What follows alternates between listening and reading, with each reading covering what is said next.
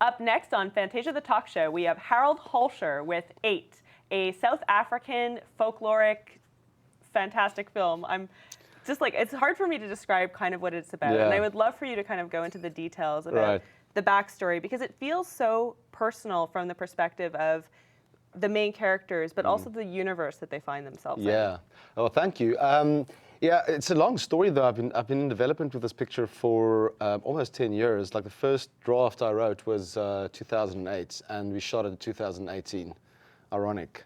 And basically, long story short, my best friend passed away in a very horrific car accident when I was at school, and it was a very bad time. I had questions and stuff, and in South Africa especially, like so many people die on the roads, like thousands of people die on the roads every year. And you know, you've got a point of view of the Christian point of view, the Western point of view of where these souls go to heaven and stuff like that, but there's also the flip side of that.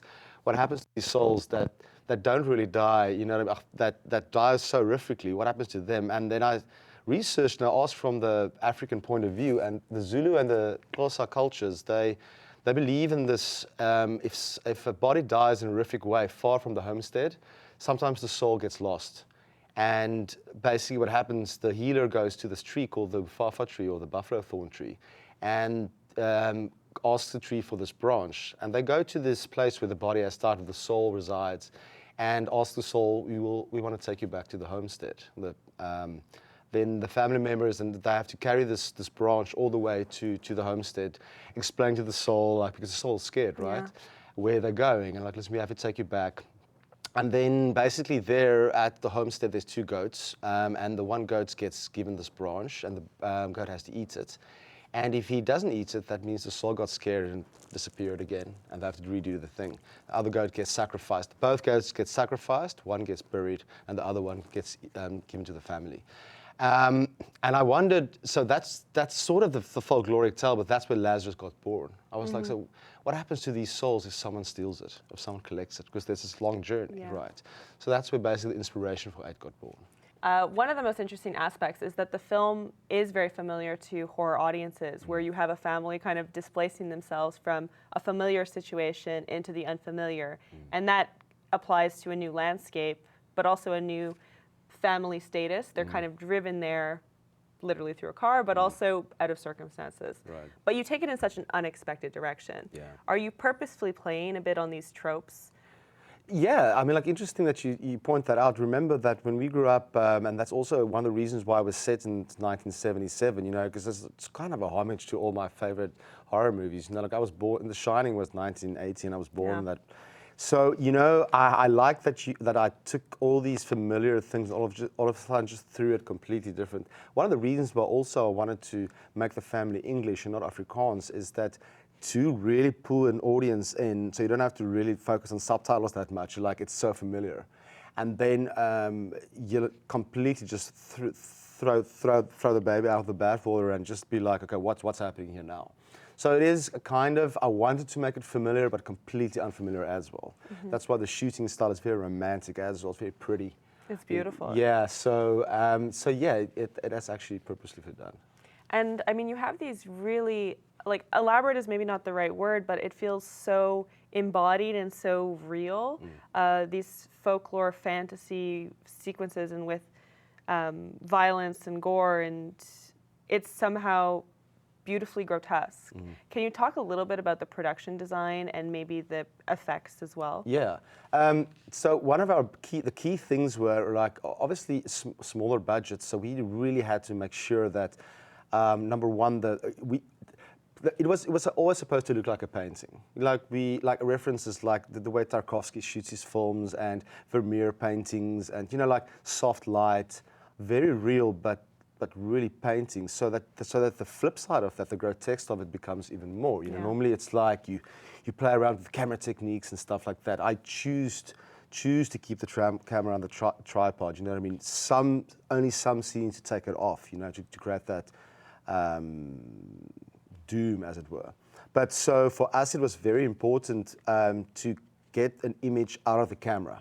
Right, so when it's a camera image, little effects was being used, you know, and the production design, the wardrobe, and camera team, we really made sure that like the palette as well, it was always an autumn palette, right? So it's use of browns and oranges and yellows, but sometimes there's a red popping. So we really made sure that the actual image that we get from camera is like embeds into memory. I wanted to create like a nostalgic feel, like some place in memory that you don't even know that you were. So yeah. I mean, there is a kind of golden light to it, right? And that to me does remind me of the past, and it is a period film. And Tarkovsky didn't occur to me, but at the same time, painting with light, and that's very much what you guys are doing. Yeah, thank you. One of the things that's really interesting as well is that at Fantasia, and I think in world cinema right now, we're kind of seeing this like bump of South African genre cinema. We've played Five Fingers to Marseille, Number 37, and now your film. Do you have an idea why at this moment South African cinema is kind of rising and capturing audiences? It's interesting because ironically, the reason, and I know Michael and them from Five Fingers, I know them very well. They also had a very long journey to try and make their flick, right? Because it was a Western film set in Africa. When I heard it in 2011, I met Michael, a producer told me about this, and I was like, man, that's such a great idea. Why didn't I think of that? Yeah. Because I was trying to to try and make the horror film, right? Because back in the day, at that time, Ringo and Ju-on and the Japanese folkloric horror came out, and I was like, man, we have to do South African or African horror flicks, right? Yes. And I think that now, people are kind of, because it was always so political, right? South African films are very political, unfortunately, right? Because we come from such a heavy political past, and the polarities are so vast. So for filmmakers, I think what we want to try and do is we want to try and just make entertaining films and not really have this political spin onto it, you know what I mean? Just make good quality, genre, not genre, be it fusion or whatever, films that really just captivate the audience, because we've got such great stories to tell, right? And such a vast, beautiful landscape. So I think the filmmakers want to just, kick open the door and say we're always also here, and we can make proper films. And I'm so glad that all these films are doing so well. It's really good and I'm at the right time at the right place. Yeah, I mean, world premiere at Fantasia. Yeah, you can't get better than that, really. Yeah. I'd like to thank you so much, Harold, for being on the show, and I'm super excited to see how the audience is going to respond to 8. I know that I fell in love with it, and many others have already, and many more will to come. Oh, thanks for having me. And good luck, and thank you again. Thank you so much. That was Harold Holscher with 8. Be sure to subscribe to Fantasia The Talkshow on YouTube. Thank you.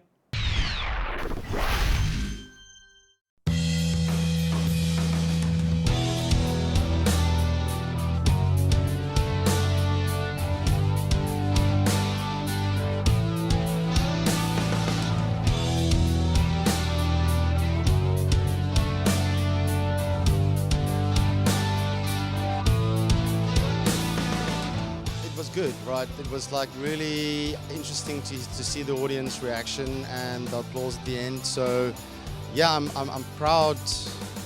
I'm glad that it's shown and it's done now. But I'm really proud of it. I'm happy with it, and I'm so happy for Fantasia to give me the opportunity. And it's great to have a full audience seeing it. So yeah, I'm happy.